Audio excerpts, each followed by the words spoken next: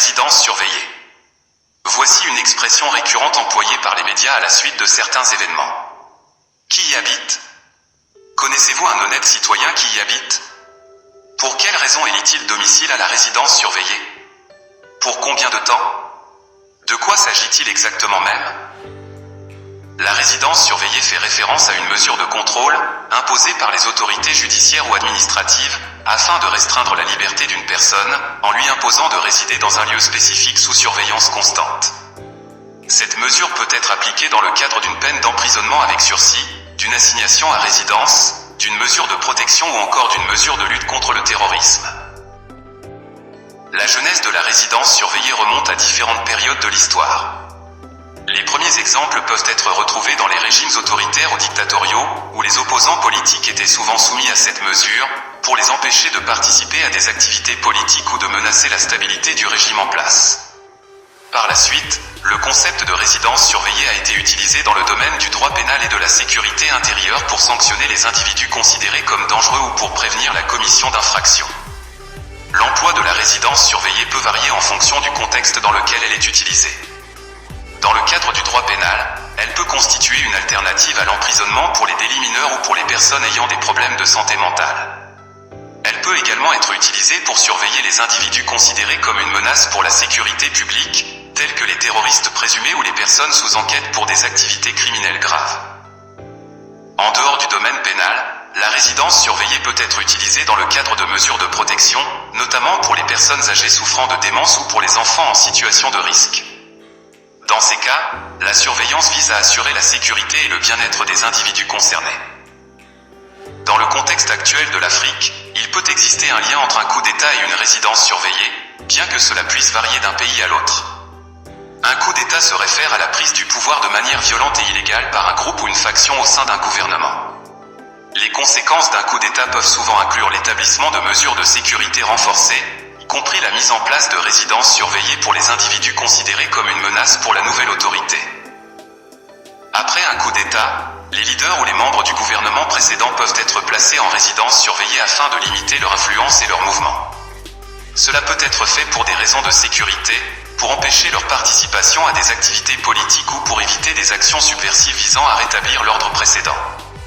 La résidence surveillée peut également s'appliquer à d'autres figures politiques, dirigeants de l'opposition ou militants considérés comme une menace pour la nouvelle autorité. Il est important de noter que chaque pays a ses propres lois et procédures en matière de coup d'État et de résidence surveillée. Les cas et les circonstances spécifiques dans chaque pays africain peuvent varier considérablement. Certains pays peuvent être plus enclins à l'utilisation de résidences surveillées après un coup d'État, tandis que d'autres peuvent opter pour d'autres mesures de contrôle ou de répression. À présent, je vais vous donner des exemples historiques d'autorités qui ont été placées en résidence surveillée dans le passé pour illustrer certains cas. 1. Nelson Mandela. Après avoir été condamné en 1964, Nelson Mandela a été emprisonné pendant 27 ans, dont une grande partie de sa peine dans la prison de Robben Island en Afrique du Sud. Bien qu'il n'ait pas été spécifiquement en résidence surveillée, sa détention constituait une forme de confinement surveillé. 2. Aung San Suu Kyi. L'ancienne dirigeante birmane, lauréate du prix Nobel de la paix, Aung San Suu Kyi, a été maintes fois placée en résidence surveillée par le régime militaire de la Birmanie, Myanmar, entre 1989 et 2010. La raison de sa détention était son implication dans le mouvement pro-démocratie. 3. Mohamed VI. En 1953, le roi Mohamed V du Maroc a été exilé en Corse par les autorités coloniales françaises.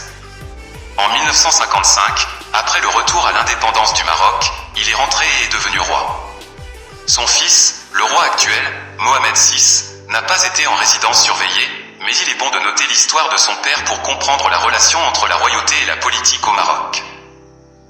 Il est donc nécessaire de comprendre que ces exemples sont donnés à titre d'illustration historique, et que les situations actuelles ou qui placent Mohamed Bazoum ou Ali Bongo Ondimba en résidence surveillée peuvent différer.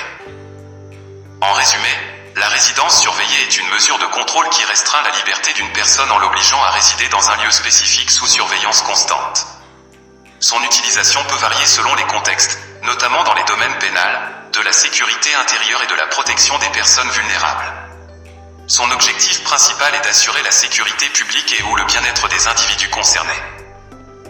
Dans le contexte actuel de l'Afrique, un lien peut exister entre un coup d'État et l'imposition de résidence surveillée, car une nouvelle autorité peut recourir à cette mesure pour limiter les mouvements et les actions des anciens leaders politiques ou des personnes considérées comme une menace pour la stabilité du nouveau régime. Cependant, il est important de noter que chaque pays a ses propres réalités et approches en matière de coup d'État et de résidence surveillée. Les raisons de placer des autorités en résidence surveillée peuvent varier considérablement, allant de motivations politiques à des préoccupations de sécurité nationale ou à des accusations criminelles. Voilà, vous savez tous de la résidence surveillée.